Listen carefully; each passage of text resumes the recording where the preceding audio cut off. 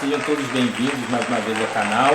Eu sou o Magalhães e aqui é a tua casa. No vídeo de hoje, vocês vão ver uma conversa que eu tive com a professora e doutora Maria Valdiza, doutora em História Comparada, que ela vai explicar o conceito de virgindade em Santa Clara de Assis. É uma conversa, um diálogo imperdível que você tem que assistir até o final, que ela vai explicar a questão dos votos, o voto de obediência, o conceito de virgindade, o conceito de castidade e o conceito de pureza. Então, não perca essa conversa que vai passar agora. Vamos falar sobre a virgindade nos escritos de Clara de Assis, né? que a doutora Maria Valdiza escolheu para falar um pouco sobre o assunto, mas é no sentido do conceito da época, né? Principalmente na Idade Média, né? Claro que é mais virgindade, mas a gente passa um pouco da questão da... a gente não vai entrar nesse tema, mas na Idade Média a questão da prostituição, do sexo, várias coisas que tinha naquela Idade Média, né? Até o cinto de castidade da época, né? O senhor feudal colocava, né? Na esposa, e enfim. Então fala um pouco dessas coisas todas. E eu quero agradecer, em primeiro lugar, a Maria Valdiza, que é minha amiga. A gente se conheceu estudando no Mosteiro São Bento, fazendo latim, né? Muita gente estudando latim, muita coisa boa, né? Conhecemos lá os irmãozinhos lá, os religiosos, né? Experiência muito boa, né? E pessoas que somem da nossa vida, que a gente gostaria até de manter, mesmo ele sendo religioso, a gente gostaria de manter o contato, mas a gente se perdeu. E isso tem mais de 10 anos, né? Na época que a gente se conheceu, 10 anos, fazer um latim no Mosteiro de São Bento. Então, aproveitando, quem quer estudar latim, quer assistir missa em latim, quer rezar em latim, tem que ir lá no Mosteiro de São Bento ou na PUC estudar latim. Tem um professor ótimo lá, que aprendemos muito com ele. E por falar nisso, a gente nem foi, né? Nós terminamos o curso e acabamos nem indo assistir a missa em latim. Verdade, verdade. É verdade. Então, eu convidei a Maria Valdiza para falar um pouco. E boa noite, Maria Valdiza. Gostaria que você se apresentasse um pouco, falando um pouco da sua formação, da sua vida. Está com você a palavra. Primeiramente, boa noite a todos que estão aí nos assistindo, né? Que vai assistir depois. Que vai assistir depois também. Gostaria de agradecer pelo convite. Assim, é a minha segunda live, tá, gente? E eu adorei bastante quando você me fez o convite, porque é uma experiência legal, tanto para os nossos alunos como para os nossos colegas, conhecer um pouco, né, da área do outro também. E principalmente agora que nós estamos passando por essa reforma do ensino médio, né, muitas disciplinas serão cortadas, disciplinas que são importantíssimas na vida do aluno, né, onde são disciplinas que fazem ele pensar, que fazem ele questionar sobre o seu dia, né, o seu dia a dia, sobre o seu momento, sobre a sua vida. E isso é bem importante que ele saiba, né, que todas as disciplinas elas estão conectadas, elas estão ligadas, né? Não tem uma ou duas mais importantes, todas são importantes nesse contexto de formação, né, do aluno. Bem, como o Zé falou, né, nós nos conhecemos lá fazendo latim no Mosteiro de São Bento. Foi uma experiência assim ímpar para mim, até porque eu precisava também por conta do meu mestrado e depois do doutorado. E assim, foi uma experiência maravilhosa que eu tive, né? Aprendi bastante, não somente o latim, mas também conhecer um pouco das pessoas que circulavam naquele ambiente, né? Além dos religiosos, né? Nós também fizemos bastante amizade.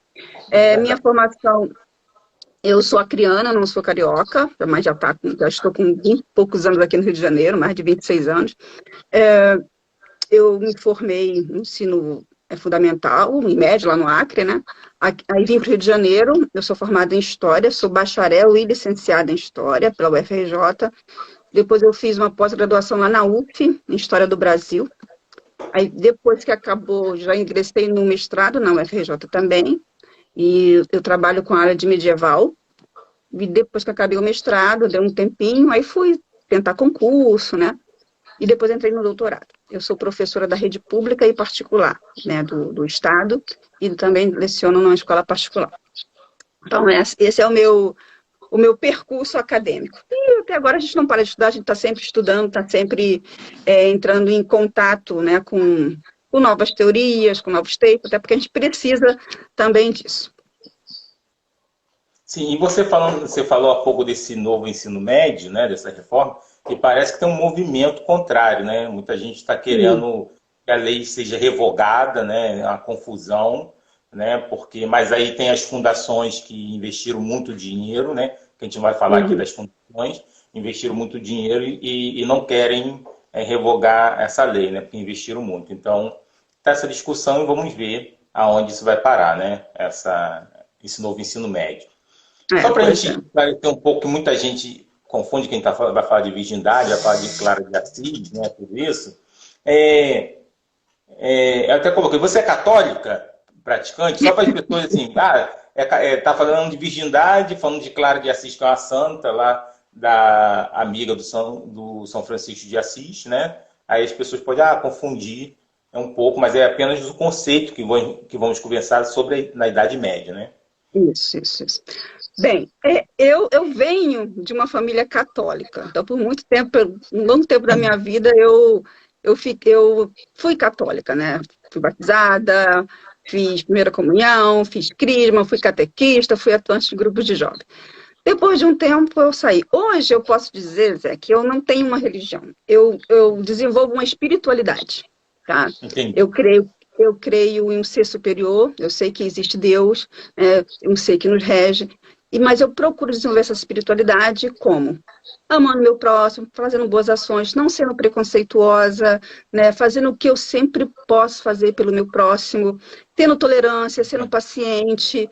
Eu acho que essa Claro. espiritualidade é que me move. Eu acho que eu não preciso estar presa a nenhuma igreja, a nenhum dogma religioso. Entendeu? Se algum dia eu Entendi. tiver vontade de assistir uma missa, assistir um culto, eu vou, sem problema nenhum, né? Mas hoje mesmo eu Claro. faço as minhas orações em casa, então eu desenvolvo essa espiritualidade hoje. Ótimo. Agora, para a gente entrar no assunto, só para contextualizar um pouco, muita gente, quem não é católico, não conhece, quem foi Clara de Assis? E o que são legendas menores em Clara de Assis? Só para esclarecer um pouco o pessoal antes de a gente entrar no tema. Bem, falar de Clara de Assis, né? Falar de uma mulher, assim, para quem não conhece, quando todo mundo pensa que falar quem foi Clara de Assis, né? A irmã Clara de Assis, Santa Clara de Assis. Aí todo mundo logo já se reporta a Francisco de Assis, né? Ela foi namorada do Francisco? Não, gente, ela não foi namorada, ela não foi amante dele, ela não foi casada com ele, né? Ela queria seguir o estilo de vida dele, né? O estilo de vida monástico que ele levava. Então, eles foram irmãos na fé. E falar de Clara de Assis, né? Aqui eu estou me referindo à mulher e não à santa, né? Porque o meu trabalho foi voltado mais para a questão da mulher, né? Não da Santa Clara. Então, falar Sim. de Clara de Assis é falar de uma mulher ímpar para o seu tempo, porque ela viveu, né, no século XIII, né, plena Idade Média, e ela começou a fazer ela foi contra um discurso, né, de uma sociedade patriarcal, né? Ela se chamava Clara de Favarone de Ofredúquio, era filha de Favarone de Ofredúquio Bernardino e de Ortolana. Seus pais eram nobres. Ela tinha duas irmãs, a Catarina e a Beatriz. Tá? E assim, não se sabe muito da vida dos pais dela, só sabe-se que a mãe dela ela foi uma pessoa muito religiosa, ela sempre estava na igreja, ela fazia procissões, ela ia à Terra Santa, e o pai era um cavalheiro. E também nas fontes que eu estudei, a gente não sabe muito, né, do pai dela. Provavelmente supõe-se que ele tenha morrido em uma guerra. Então, a presença masculina na vida de Clara, ela é dada pelo tio dela, que é chamado Monaldo, que era irmão do pai dela, que exatamente vai assumir essa questão familiar, né, porque eram três meninas. Ela não tinha irmãos, só eram filhas. Então, provavelmente, com a morte do pai, o tio assume para si a responsabilidade de cuidar da família, né? Até por conta da herança também, tá? Ótimo. E as legendas menores. Fala. Tá. As legendas menores são documentos que foram, na realidade, são textos litúrgicos, tá? Que foram escritos, né, com a finalidade de preservar, tá? De preservar e divulgar a memória de uma pessoa santa. Então, na realidade, legenda quer dizer aquilo que deve ser lido. Tá? E nessas legendas menores que eu trabalhei, são 3 legendas. Elas são chamadas de menores porque elas são curtas em relação à legenda de Santa Clara, porque Santa Clara vai ter uma legenda mesmo, tá? E essas legendas menores são 3, tá? E elas falam sobre o quê? Né? A primeira legenda, que é a maior, ela é dividida em 3 capítulos, e ela vai falar, que é a mais longa no caso, ela vai falar da adolescência da Clara, da fundação do Mosteiro de São Damião, que foi o mosteiro onde ela foi viver depois. O segundo capítulo vai falar das virtudes dela e da morte. A segunda legenda, que é mais curtinha, ela vai falar da bula de canonização. E a terceira legenda, que é a última, vai falar da juventude e, de novo, das virtudes dela. Tá? Elas foram escritas no século XIII por Tomás de Celano, que foi o agiógrafo da Clara, Santa Clara. Tá? Então, essas legendas eu trabalhei, no caso, na minha dissertação com essas 3 legendas, e trabalhei com 3 cartas também que Clara escreve para uma outra mulher. Ótimo. Virgindade e castidade fazem parte do mesmo campo semântico? Como que era vista a virgindade naquela época, hoje e hoje? Tá. Então, vamos lá. Assim, quando porque as pessoas perguntam, por que você vai trabalhar com esse tema virgindade, né? A gente está falando de um tema, né, assim, para aquele momento, com a sociedade do século XIII, que tinha modelos de conduta para as mulheres nobres.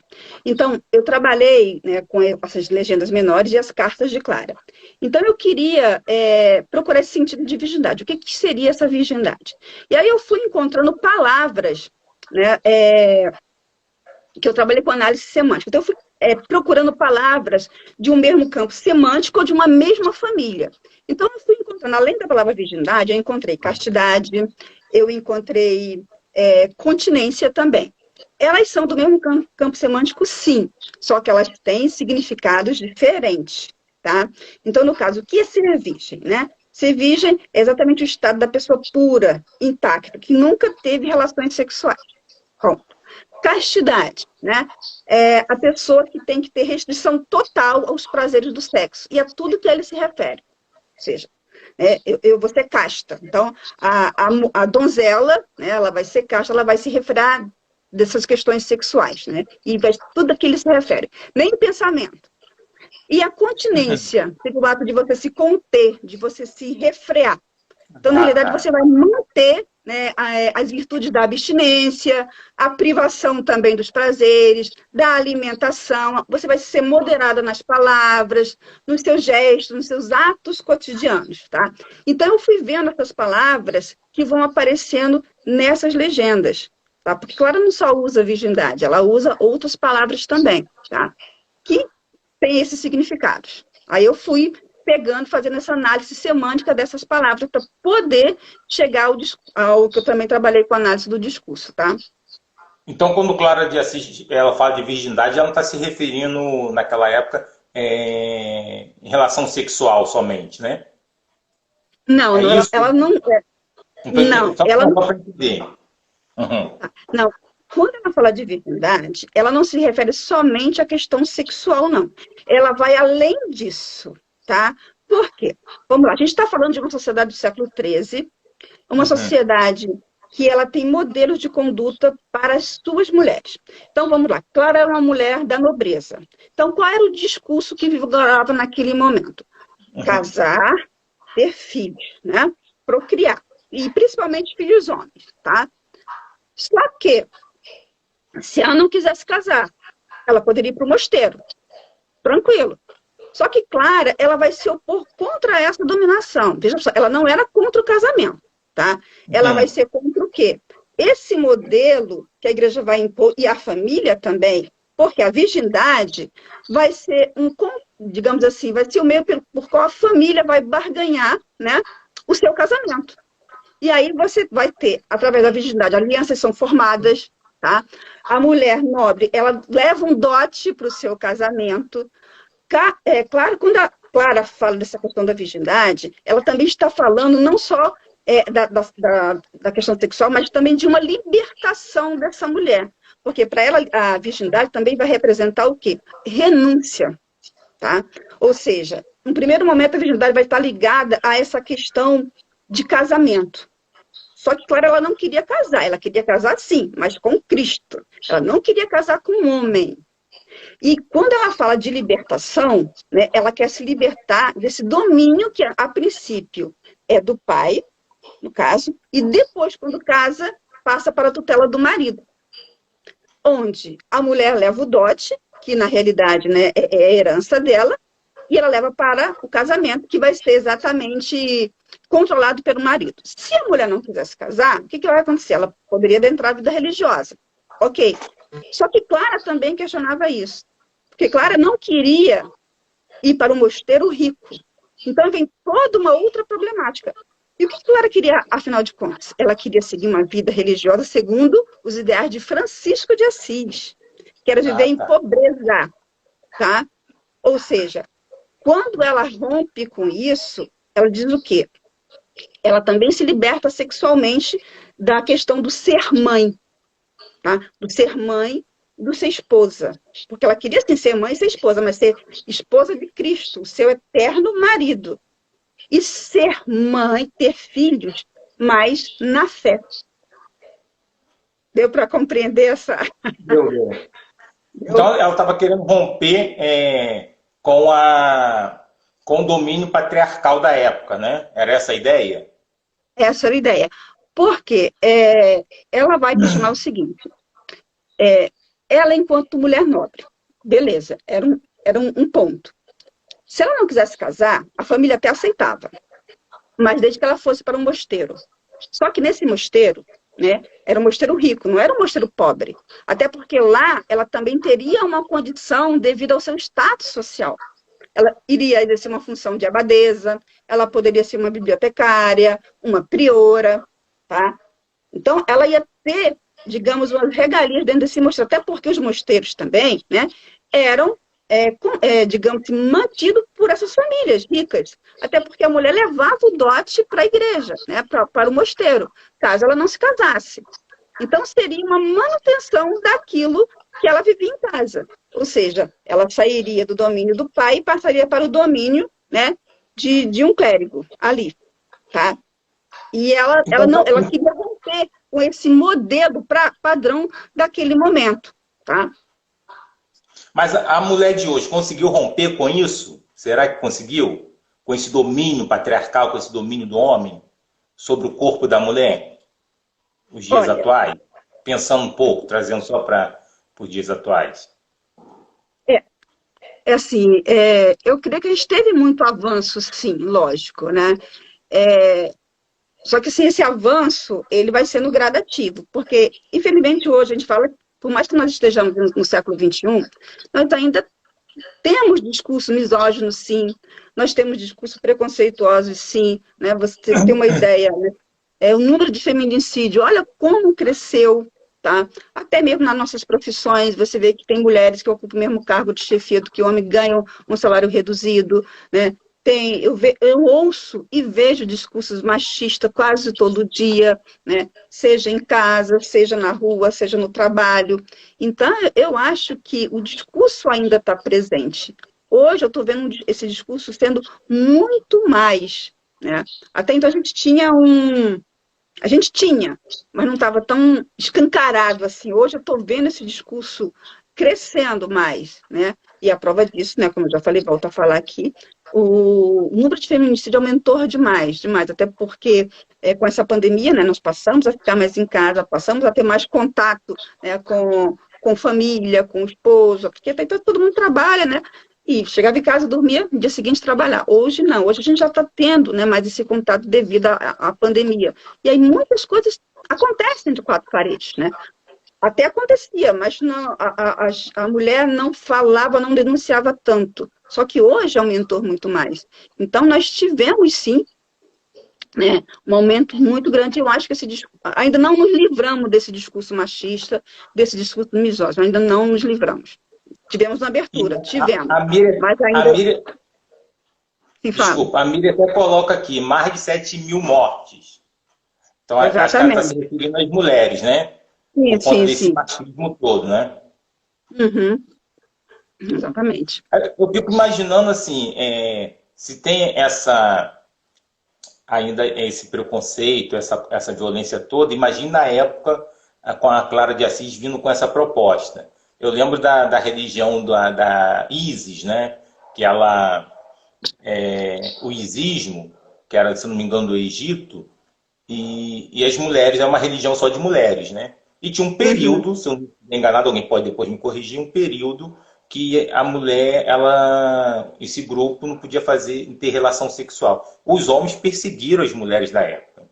Será que a Uhum. Clara de Assis também passou por isso? Por conta dessa proposta de romper com esse domínio da família, o domínio da igreja também? Será que ela foi perseguida?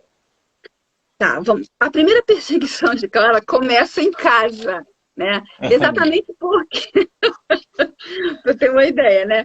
Por quê?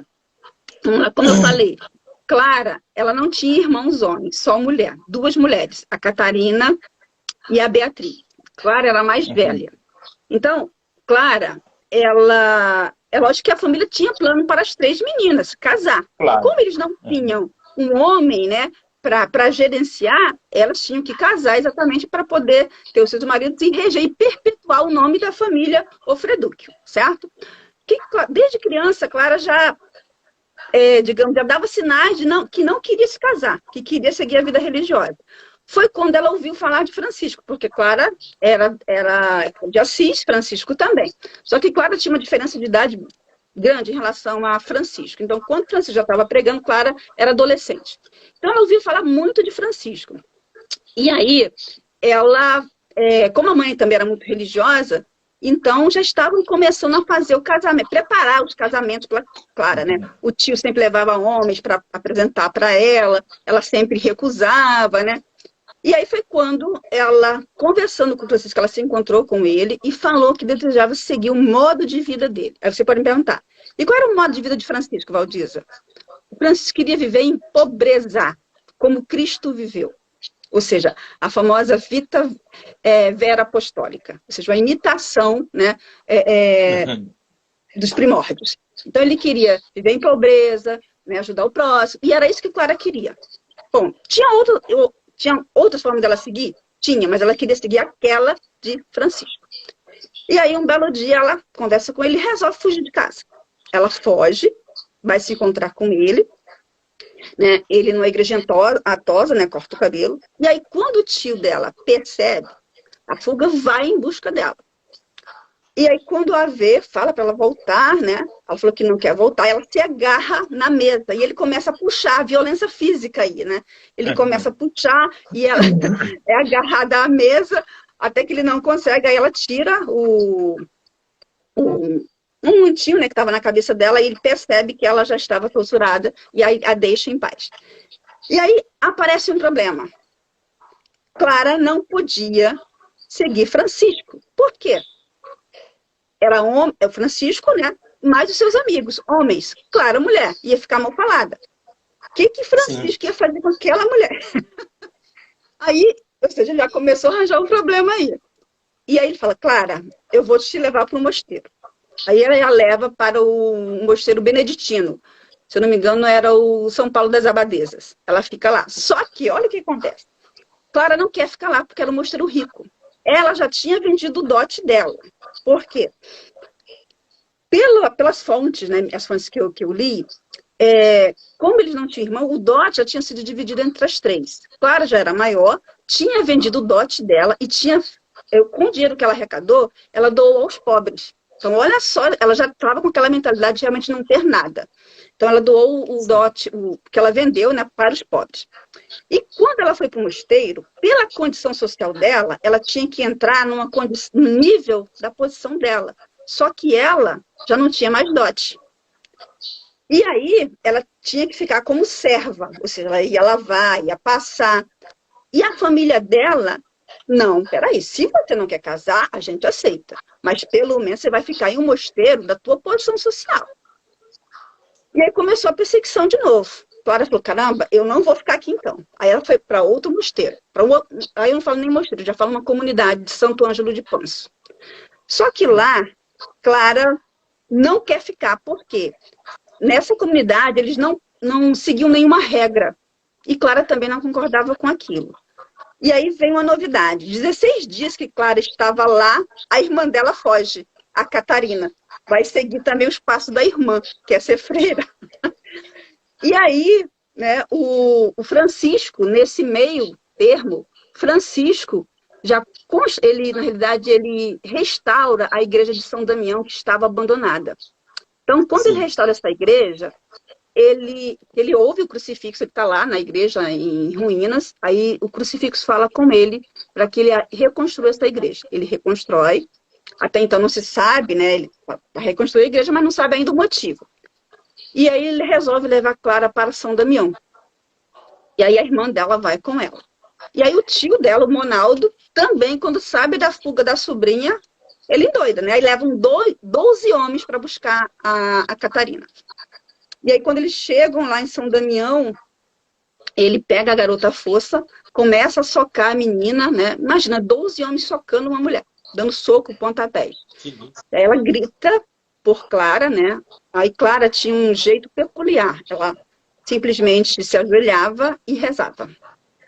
E aí o tio, quando foi desferir um soco na barriga da sobrinha, né, segundo a legenda, ele fala que ele ficou com a mão tão pesada, que ele não conseguiu socar a sobrinha.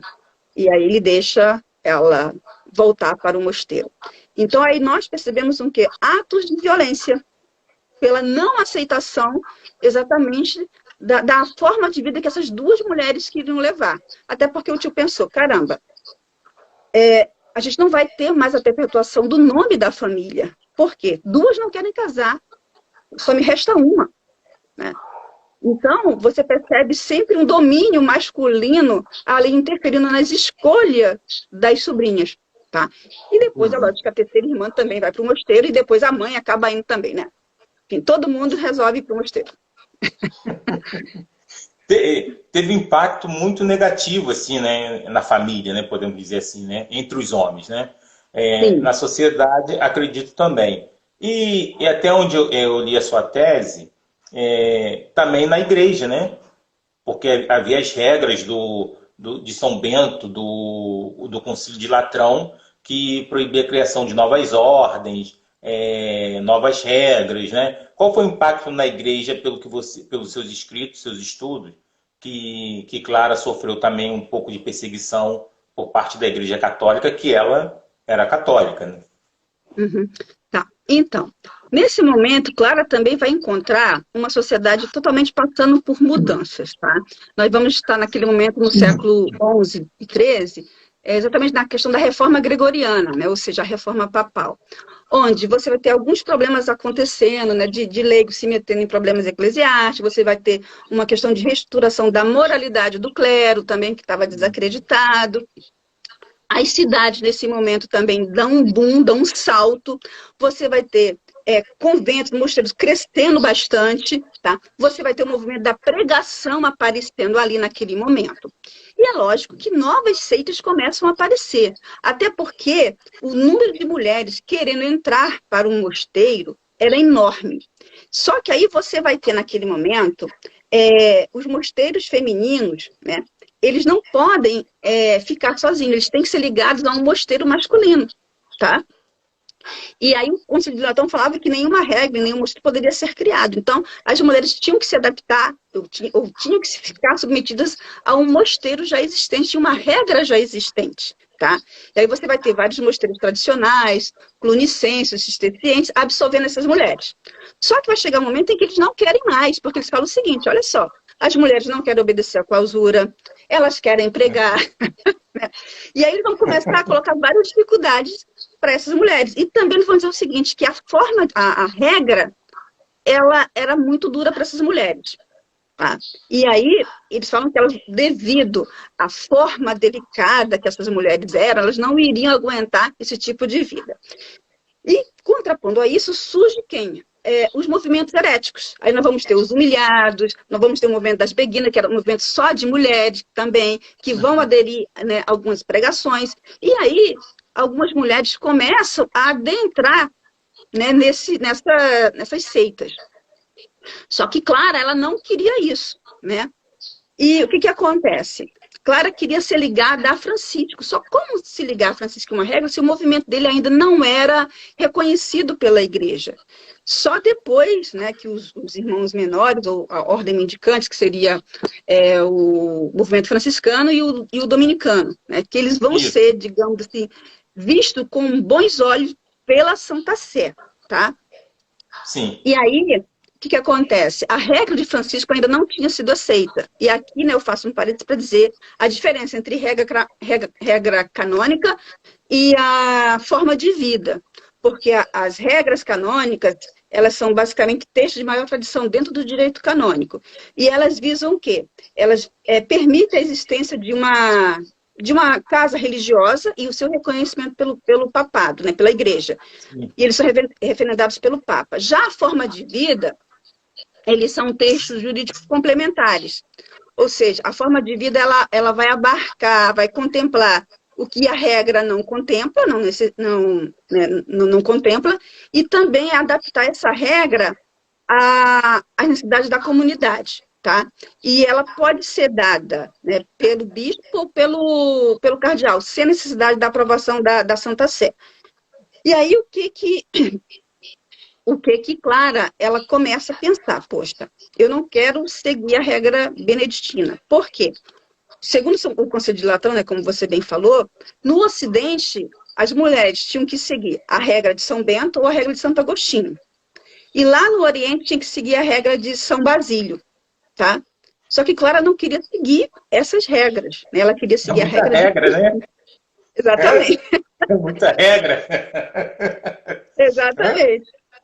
Muita regra. E aí, por que Clara não queria seguir essa regra? Ela dizia que essas regras, ela não tinha nada a ver com as mulheres. E outra coisa, essas regras não tocavam no ponto da pobreza, que era o que ela queria, tá?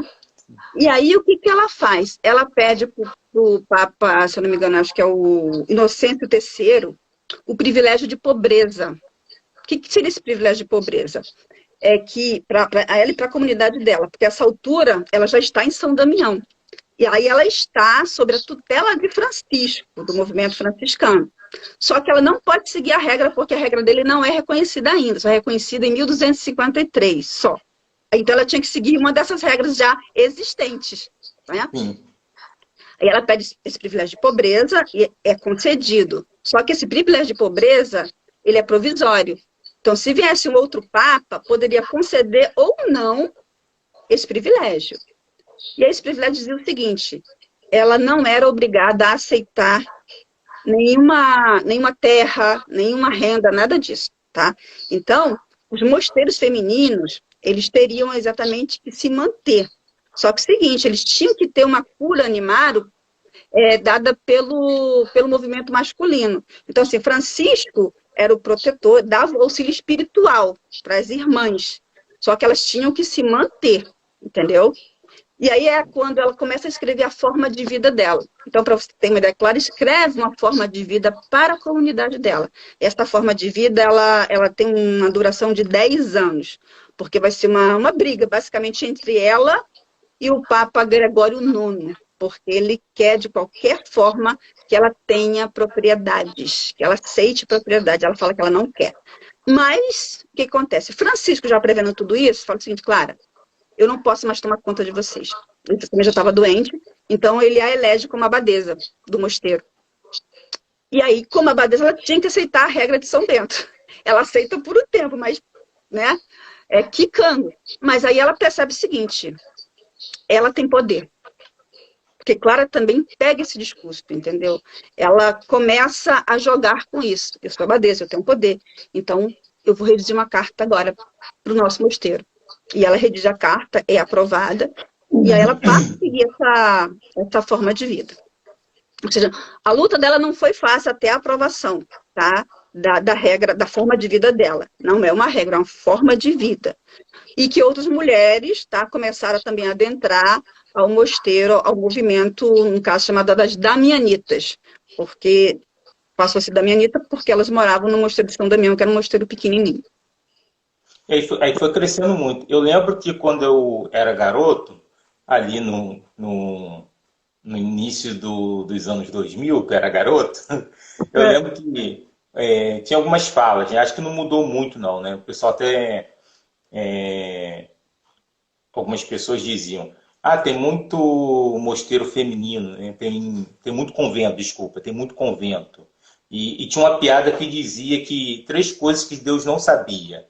E uma das 3 coisas era o quanto de conventos existia no mundo, porque era muito, né? Mas isso não era uma forma de elogio, não, era uma forma de preconceito em relação às mulheres, né? Eu não sei se isso mudou ainda, né? Esse preconceito ainda dentro de algumas casas religiosas, né? Só falando um pouco, essa narrativa de Clara de Assis sobre a virgindade e a castidade, ser um estilo de vida que leva essa união mística com Cristo, se sustenta, se sustentou, se sustenta hoje, na sua visão? Olha, eu acho que não, até porque, né, nós estamos falando da sociedade do século XIII, então, até hoje, muita coisa mudou. As ordens religiosas não são mais as mesmas. Até a própria ordem franciscana, tanto a primeira como a segunda, que é das mulheres, né? Eu acho que o ideal mudou. No momento em que Francisco morreu, né, o próprio movimento tomou um outro caminho, né? Então, assim, muita coisa mudou. É lógico que o pontapé inicial de Clara, né, ela foi uma luta, né, para que as mulheres pudessem seguir o que elas queriam, né? Então, no primeiro momento, ela vai quebrar com esse discurso hegemônico que imperava, né, para as mulheres nobres. Então, ou seja, ela quis se livrar e se livrou, né, do domínio do pai, né, e também, de uma certa forma, do domínio da igreja, de uma certa forma. Por quê? Como eu falei, a questão do discurso, né? Clara percebeu que ela tinha o poder, ela era abadesa. Então, no momento em que a mulher escolhe ir para o mosteiro, né, no caso dela não era um mosteiro rico, mas sim um mosteiro pobre, que ela pudesse viver em pobreza, e a virgindade aqui nesse momento vai ter esse papel importante que vai se ligar com a pobreza, porque ela percebe o seguinte, dentro do mosteiro, eu posso ser o que eu quiser e ter o que eu quiser. Como?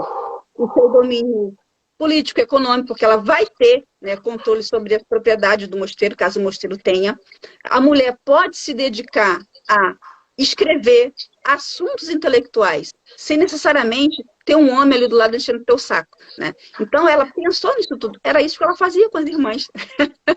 Né? Então, foi assim, uma luta que ela ganhou, né, naquele momento, em uma sociedade que era totalmente patriarcal, e via na mulher, né, exatamente essa passividade. E quando eu trabalhei esses documentos, porque eu trabalhei com escritos de Clara e escritos, né, que escreveram sobre ela. Então você tem essas 2 visões, a Clara mulher, como ela se coloca, como ela se posiciona, e a Clara vista pelo ponto dos agiófres da igreja, ou seja, uma mulher totalmente passiva, onde ser virgem, né, segundo os pais da igreja, era se manter intocada, a virgindade, o casamento, né, com Deus significava uma aliança entre a igreja e os homens. Então, a mulher tinha que ser esse exemplo de passividade, de submissão. Né? E Clara não, Clara mostra uma mulher totalmente diferente, né? Como eu falei aqui, ela não era contra o casamento, tá, gente? Ela era a favor do casamento. Só que ela queria que a mulher pudesse escolher com quem ela queria se casar, né? Ou, se optasse por uma vida religiosa, também uma vida religiosa segundo, né, a sua forma, seguindo a forma de vida que ela quisesse e no mosteiro que ela quisesse, tá? Claro, sim. Agora, século depois de Clara de Assis, o que mudou para as mulheres em relação ao domínio patriarcal, desculpa? O que mudou? Ela vem com essa proposta, né, de tirar o domínio patriarcal, se livrar um pouco do domínio da família, de poder escolher. o que mudou hoje para vocês enquanto mulher? Né? Você acha que melhorou, piorou? Vocês podem escolher o estilo de vida ou ainda em algumas famílias tem um pouco de imposição ainda? Você só pode casar com esse tipo de homem, com esse tipo de mulher. Você, Maria Valdiza, é uma pessoa muito erudita, então só pode casar com um homem muito erudito. Tem isso. Existe esse domínio ainda, mesmo que seja diferente, né? Um pouco diferente, talvez, da Idade Uhum. Média, mas ainda há esse domínio masculino sobre a Olha, mulher. olha, é o que a gente já tinha falado antes, né? Eu acho que Um mesmo a pouquinho. gente vivendo no século XXI, determinados discursos ainda permanecem, ainda prevalecem, né? E é lógico que cada família, né, cada cabeça uma sentença, mas ainda tem famílias que eu acho, né, que ainda preservam esse tipo de escolher com quem o seu filho ou a sua filha vai casar, né? Ou se a filha aparece, ou a filha com um namorado ou uma namorada assim que não agrada a família, eu acho que os pais tendem, né, a se meter um pouco nisso também, né? Não serve para você, enfim. A gente sabe que os pais se preocupam, né, com os seus filhos, como os filhos, né, vão agir no futuro. Mas eu acho que nós tivemos uma abertura assim, eu acho que muitas mulheres aí podem, sim, e devem fazer as suas escolhas, lógico, porque a gente tem que pensar o seguinte, né? Os filhos, né, nós criamos, mas a gente não pode planejar o futuro deles. Eles é que sabem, eles é que vão viver a sua vida. Eu acho que talvez o erro dos pais é exatamente planejar o futuro dos filhos. E quando os filhos não o fazem, né, eles se decepcionam. Mas nós tivemos, sim, temos um pouco dessa abertura, assim, hoje. Tipo, eu, por exemplo, eu escolhi com quem eu ia me casar, lógico que não deu muito certo, mas a gente tentou de novo, né, lógico, vai tentando até Claro, dar certo, né? sim. E eu acho que, assim, a gente está aqui para isso, para ter essa liberdade. Nós estamos no século XXI. Eu acho que tanto o homem como a mulher, né, ele tem essa liberdade de opinião e de escolha, até porque você tem livre-arbítrio, né? E algo que vão te impor, logicamente não vai dar certo. Mas a gente olha por outro lado também. Você vê muitos países, a mulher ainda é submissa ao homem, né? Mas é uma questão cultural ali daquele povo, né? Enfim, são coisas que a gente também não vai mexer, né? Mas eu acho que nós nos livramos, sim, um pouquinho desse patriarcado, sim. É lógico que a gente não vive em sociedade matriarcal, né? Mas acho que algumas famílias já são matriarcais, porque geralmente a mulher é que nutre essas famílias, é que ela é tanto mãe como pai, né? E assim, a gente teve essa vitória, assim, está tendo, né? Eu acho que vamos caminhando para isso, para essa trajetória, que eu acho que eu não vejo uma luta entre homens e mulheres, né? Eu Sim. acho que a gente tem que lutar exatamente por esses direitos iguais, tanto de homem como de mulher. Assim como eu posso trabalhar fora e eu posso chegar em casa e fazer a dupla jornada, eu acho que o homem também pode, né? Se ajudar a sua Sim. mulher e vice-versa. Eu acho que não deveria ter essa separação, né? Isso para homem, isso para mulher, né? Até porque a sociedade está mudando, as ideias estão mudando. A gente também tem que começar a acompanhar essas mudanças. Então, quando eu chego em casa e falo, ó, eu não vou fazer comida porque isso aí é coisa de mulher, né? O que eu estou fazendo? Eu estou dizendo que a minha mulher tem a obrigação de fazer, né? É verdade, é E, na verdade, é realidade, eu verdade. não poderia fazer também, né? Claro, claro. Não, direito do homem e mulher, também do branco, do negro, né, do hétero, né, da comunidade LGBT, QI a mais, né? Uhum. Então, assim, o direito das pessoas, né, de ter a sua vida. Acho que isso é muito importante. Eu fico mais preocupado, falando dos dias de hoje no Brasil, é que pessoas mais novas do que eu são preconceituosos, principalmente os homens, né? Em escola, né? Eu vejo muito isso com os alunos e com os colegas também, né? Que são mais novos do que eu, sendo machista, preconceituoso, racista, homofóbico, e pessoas que nasceram em 85, né? Que não Uhum. são, né, nasceram, não são tão velhos assim, tem 30 e poucos anos e tem essa cabeça fechada ainda, né? Em relação à mulher e tantas outras coisas no Brasil. Eu não sei por que incomoda tanto. E uma outra coisa que me incomoda muito é, algumas mulheres não se incomodaram, vou fazer uma crítica, com os discursos de algumas pessoas. Estou falando até do campo político mesmo, né? A gente não vai citar nome. Uhum. Às vezes a pessoa tem um discurso homofóbico, um discurso machista, que me incomoda, né? Porque me incomoda muito o discurso de algumas pessoas, e tem algumas mulheres que acham que aquilo dali é normal e fica aplaudindo e batendo palma. Eu não acho isso legal, né? Uhum. Nós também damos tiro no pé, né? Porque quando É. a gente Não aplaude são isso. todas, né? Estou falando a minoria, né? Não são todas, Aham, tá sei. claro. Uhum. E assim, isso é muito preocupante, né? Uhum. Muito. Porque na realidade a gente tá dizendo assim, né? Concordando com aquilo, não, realmente nós somos isso, isso e isso, acabou, né? Ou seja, você está ratificando aquele papel, aquele discurso que o movimento tenta, né, quebrar. E aí você vê mulheres exatamente, né, falando o contrário, né, aplaudindo esse discurso misógino mesmo. Infelizmente, né, a gente tem isso. E, enfim, cada cabeça é uma sentença, infelizmente, né? E a gente quer criar uma sociedade mais justa, mais democrática, né? E parece que a gente está avançando, mas tem hora que não avança, parece que tem alguém puxando a corda, e parece que a gente está Uhum. vivendo o século XIX, né? XVIII, e até chegar em Clara de Assis, que passou um perrengue, né? Lá, podemos dizer assim. E eu espero que apareça mais claras, né? No Brasil, que possa fazer o que essa mulher fez, essa santa lutar, né, para melhorar o país, né, para melhorar a cabeça das pessoas, para melhorar a Uhum. cabeça dos homens também, de muitos homens que estão vindo, né, que tem que pensar, tem que respeitar. Tem uma questão que até que Clara ela fala, que eu li, que ela fala que sobre a questão da virgindade não está ligada só à procriação, né? No sentido de respeitar a mulher, né? Respeitar a Uhum. mulher, saber que a mulher é mulher, saber que ela é mãe, saber que ela é filha e saber que ela é irmã, né? Isso é importante a gente fazer uma reflexão profunda sobre isso, né?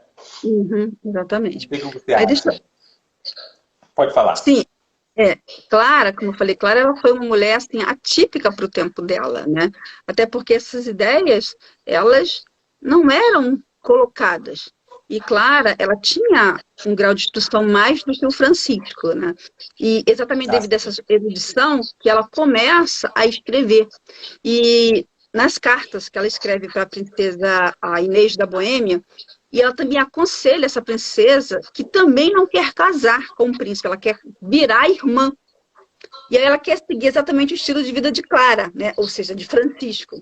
E as duas vão trocando essas cartas e ela coloca a importância da mulher se posicionar.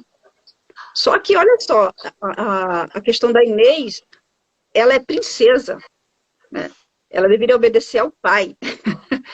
E aí você tem exatamente essa questão, né, de uma mulher também distante de Clara, rompendo com esse ciclo. Ela também, depois, ela vira irmã. Né? E olha só quantas coisas Clara não passou através das cartas para essa mulher.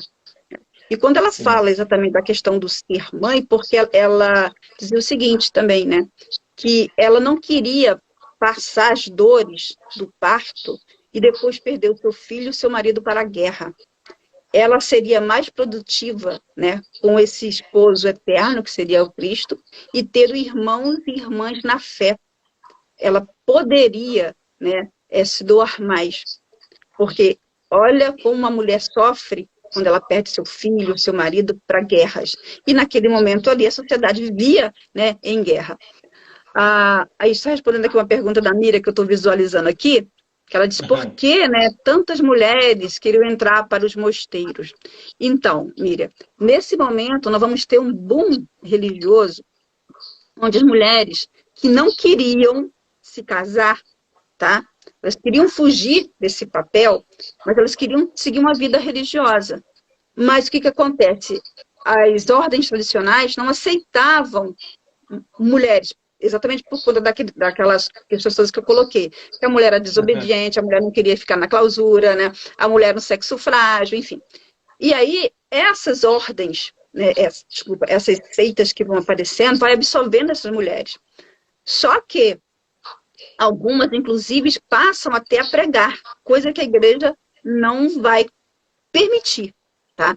Então, nesses cantos, as mulheres se sentem mais mulheres, porque elas podem falar, elas podem escrever, elas podem se comunicar, né? Então, você tem essa busca por um ideal de vida que elas estavam cansadas de ver a igreja falando, mas na prática se pregava outra coisa.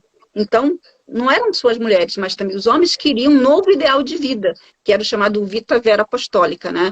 Ou seja, imitar, né? Viver o modo de vida que Cristo e os seus apóstolos viveram, pregando o amor, vivendo em pobreza, tá? Então, era disso que as mulheres estavam atrás. Só que Clara conseguiu, finalmente, quando ela é submetida à Ordem de Francisco, e depois, né, ela faz a forma de vida, e depois elas passam a seguir a regra de Francisco. Então, assim, ela foi uma mulher que, basicamente, rompeu, né, com os discursos de gênero naquele momento ali, tá? Tá. A gente está encerrando, né, aqui essa conversa com a doutora Maria Valdiza, que veio falar sobre virgindade, o conceito de virgindade na Idade Média, sobretudo em Clara de Assis. E eu gostaria muito de agradecer, né, a sua participação, a sua disponibilidade de vir falar com a gente, conversar um pouco, de nos encher de sabedoria. Eu gostaria que você falasse as suas palavras finais. Tá bom. Bem, primeiramente, obrigada pelo convite, obrigada a todos que nos assistiram, né, perguntando. Gente, é sempre um prazer receber um convite de um amigo para esses debates. Eu acho que se a gente é sempre um aprendizado, é sempre um aprendizado. A gente está passando informações, recebendo informações. E eventos como esse deveriam acontecer mais, né? Para a gente ter essa troca. Então, eu agradeço bastante. E parabenizo, né, você por essa iniciativa, que é bem legal, é bem bacana, né? As disciplinas poderem dialogar, porque hoje a gente vivendo nesse ensino híbrido, né? Presencial híbrido também nas escolas, e a gente sabe que nós somos professores, e que a batalha é muito grande, né, para ter essa discussão com o nosso alunado.